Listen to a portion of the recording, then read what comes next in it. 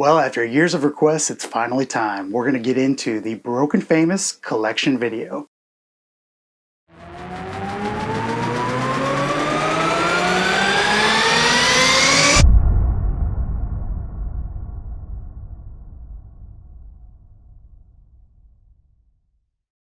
All right, so how this is gonna work is I'm just gonna go through the bins. We'll take care of this room first. Then we'll move over to the high tops and the Air Jordans, and then we'll go downstairs and we'll hit the 2 sneaker rooms. So these videos are gonna last for a while, guys. They're going to be dropped every week for the next, year maybe? We'll see. We'll try to go through 10 pairs at a time, and I hope you guys like it. If you wanna see a different format, go ahead, hit it in the comments, but right now I think this is gonna be best for everybody. All right, let's start with the bins in here, and how about a 2016 Kith Air Force One linen? So guys, this colorway is my favorite of any Air Force One. I don't care what it is, you could give me anything, I would take this over it when it comes to Air Force Ones. This is a remake of the 2001 CO.JP release, and I believe that was done through Atmos. This one was done through Kith. They released at Miami Art Basel at the Miami Kith location, and then they released again at Kith's later on. I went crazy with these. I got a lot of pairs. I still do have them. This is just a perfect colorway for me. That's all I can say. So a couple things I want to point out that really would be hard to tell unless you have these in your hand. Number one, let's talk about the tongue. It's buttery leather. The leather on these in general is just butter. I mean, it's absolutely incredible. The color blocking with the pink and this tan, I mean, they just knocked it out of the park. It's slightly different than the 2001s, but no complaints by me. This is a prime example of retros doing it right. If you sleep on these, I can't help you. Although the prices really have shot through the roof. I believe on StockX right now, these are like $1,000 plus. Used to be able to get these for slightly above retail. I bought them on release, I bought them on the restock, and then I bought them afterwards, anybody that was selling pairs, because they were just giving them away. You could buy these at one point for $200 dead stock. Seriously, slept on them at 200, don't buy them now. How about the Air Max 112 DJ Clark Kent? These are from 2008. God's favorite DJ, Clark Kent, did a bang up job on this collaboration. They did dunks as well. This is an incredible pair, guys, but I do have to warn you, these sell for about $1,000 up to $1,250 maybe for different sizes right now. Don't buy this shoe. I'll be the first to tell you. Number one, the midsoles. Not a lot of life left in them. Number two, see this 3M up here? As soon as it creases with the age of these shoes, it flakes. And this is what I'm talking about. Take a look. See that? Not good. I can't imagine spending $1,000 on this, getting one wear out of them, and then you're absolutely, well, you're just out of luck. So they have the 112 logo on the insole. This is 3M upper, so it looks great in pictures with the flash on. And this outsole used to be a vibrant neon yellow. Obviously it's aged. I know what you're wondering, can you deoxidize it? Can you use Salon Care 40? The simple answer is no, it's not gonna do anything. I got a good wear out of them. I mean, I've probably worn them 20 times or so, but it didn't take long for me to know that 3M was gonna be a problem. Definitely stay away from these. They're not worth it. All right, how about some Dornbeckers? So guys, for those of you that are new to sneaker collecting, Dornbeckers used to be the hot shit. These things would release once a year in collaboration with the Dornbecker Hospital, and what they do is they let kids that were terminally ill design shoes. They knock it out of the park. This is an example of that exactly. So just by the look of it, the coloring is amazing on these, but check out the outsoles. How fun is that? And when I say DBs used to be the hot shit, that's an understatement. They used to be one of the hottest releases of the year. Now the whole releases go under the radar. I don't know what the last DB was that really got hyped, but I'd like to see it again. So some hidden details on these. The sock liner, I don't know if you guys can see, but it's got some incredible design on it. Let's look at the tongue tag here. It's got the Dornbecker. And this orange and white is just hot. So these are from 2008. DB also did a Air Max 90, what was that, 2017, I believe, maybe 2016, but they've done them again. This was, I believe, the first Air Max 90 that Dornbecker ever did. They look incredible, and if you look, and don't go on StockX because they're like 500 bucks, but if you look, you can still find deals on them. These are great restoration candidates because a lot of people, as soon as these midsoles start to crack, as soon as they start to flake on the paint, they sell them dirt cheap. I was at Chicago SneakerCon in 2016. It's been 4 or 5 years. I'm going through a beater box, and what do I find but a pair of these? 50 bucks is what I got them for. So I've got a few pairs of these. I've got them with the box as well. The box is pretty cool because it's got this, this mark here, and it tells a story about the designer. So really recommend these if you can find them at 200 to 300 bucks. It's a auto buy for me. Again, look at that outsole, pretty dope.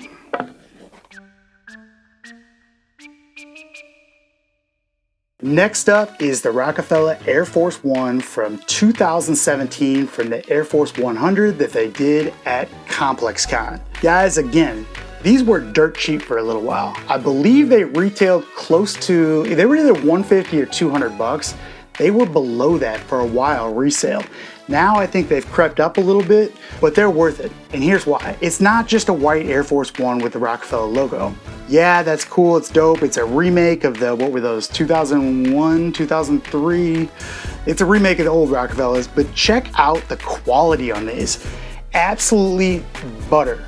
The leather on these Air Force Ones is top notch, and these I doubled up on because, I mean, spend a little bit more for that quality.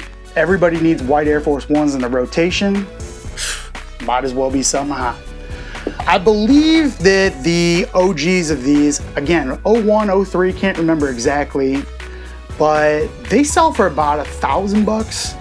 The quality of the leather is incredible on the OGs, but really the retros, again, this is an example of a retro doing it right. They nailed it with this leather. Couple signature differences between the OG and this. The OG had a doubled up swoosh, so it had behind the check there was another outline of it. The leather is completely different on those. Other than that, the logo is slightly different shade, but really who cares? Buy the retro, enjoy it.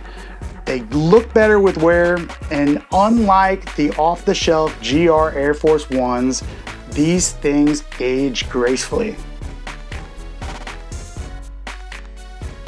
Oh, don't think we don't have GRs around here.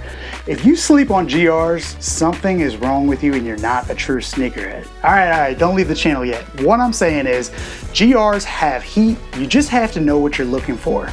And unlike hype shoes that your neighbor, your best friend, whatever is telling you, oh, they're great, this, that, and the other, GRs fly under the radar and you have to use your eyes. If you see a hot GR, buy it. Who cares? Who cares if it's hyped? Who cares what it sells for in StockX? Prime example. These things flew under everybody's radar.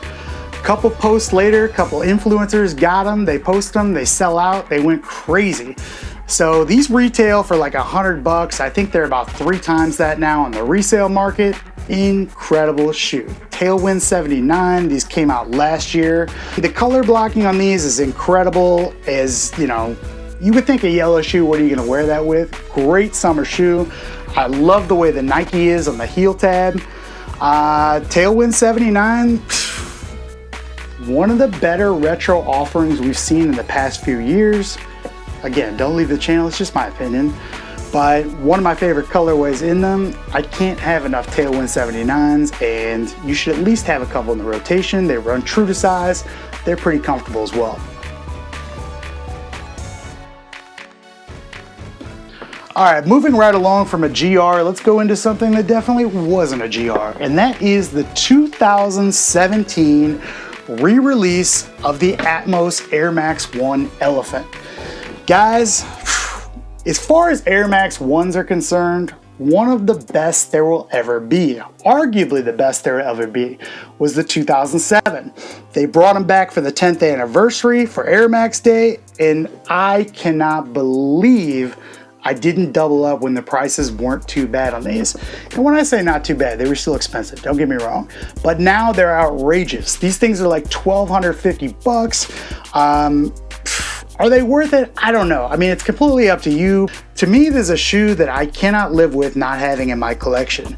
I mean, just take a look at it. It's absolutely incredible. From the elephant leather to the incredible coloring of this check, and then you've got that tongue tag. It's minimalism done right.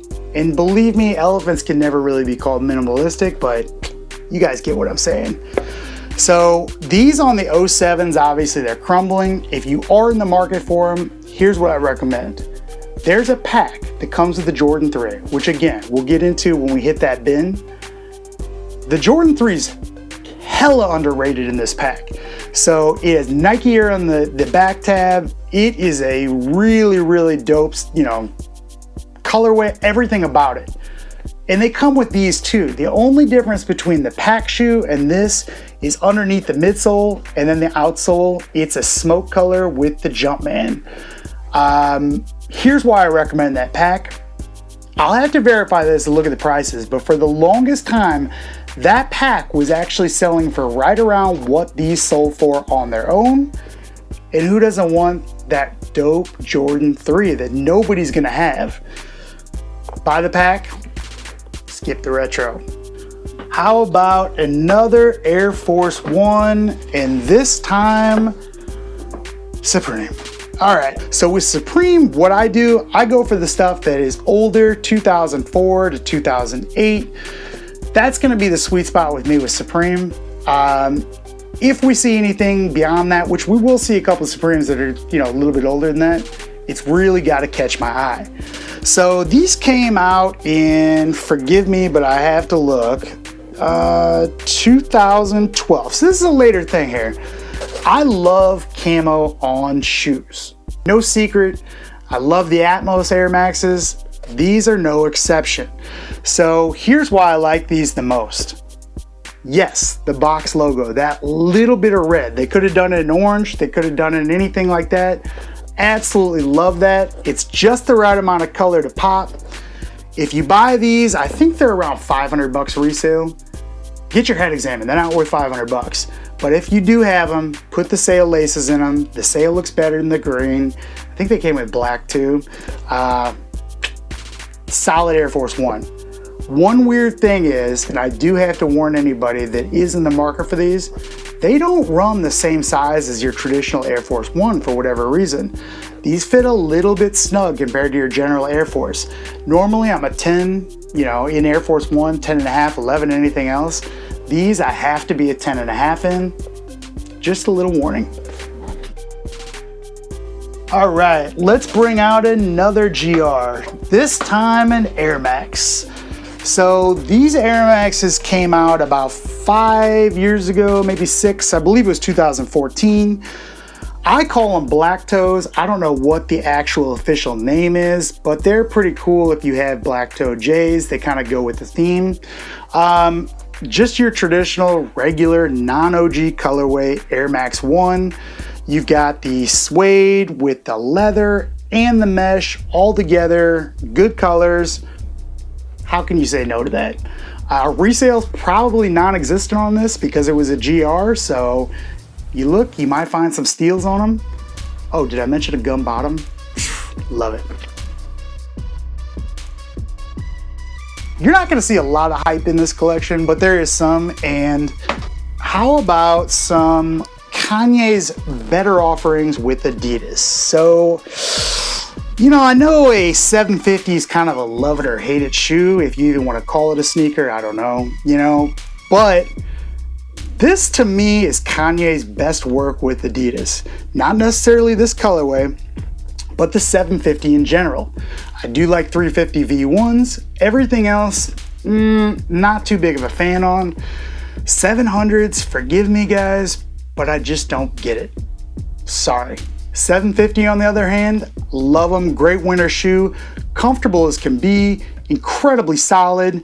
I believe resale on these is $1,000, maybe $1,250. Don't buy them that way. Buy them used, get them legit checked. They age really well. You can clean this suede upper. Only thing I have to warn you about these, the zippers do have a tendency of breaking, but you can fix a zipper. It's not the biggest of deals.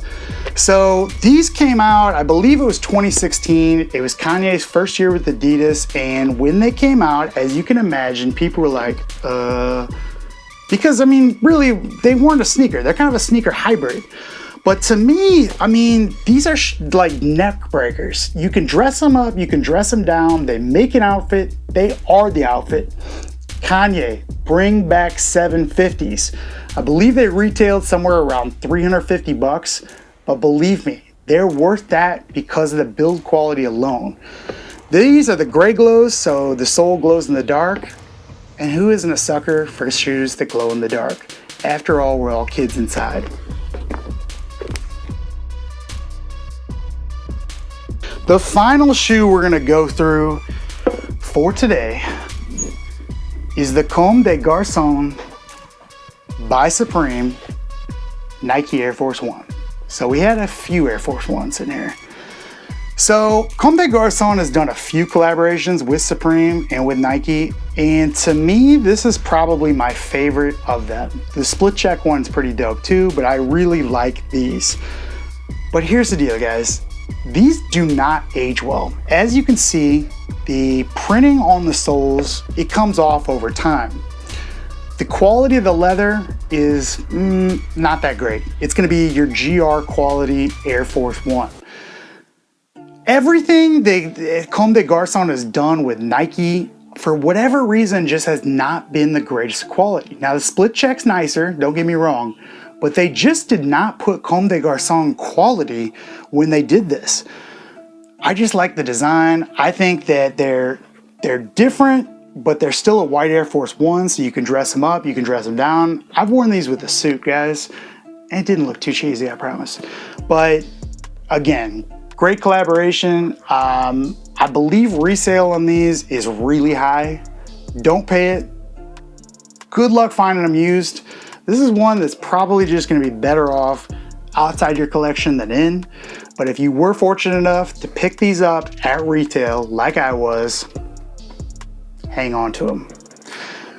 All right, guys, that's gonna do it for part one of the collection. Like I said, we're gonna do these weekly and we'll probably have 50 plus of them over time. This collection is ever evolving, so stuff goes, stuff stays. Gonna try to pick stuff that I wore in the past. Not a lot of stuff that's been shelf units, stuff like that. We'll kind of wait on, but common theme you're gonna see is not a lot of hype, a lot of GRs, a lot of stuff that blew up after the fact.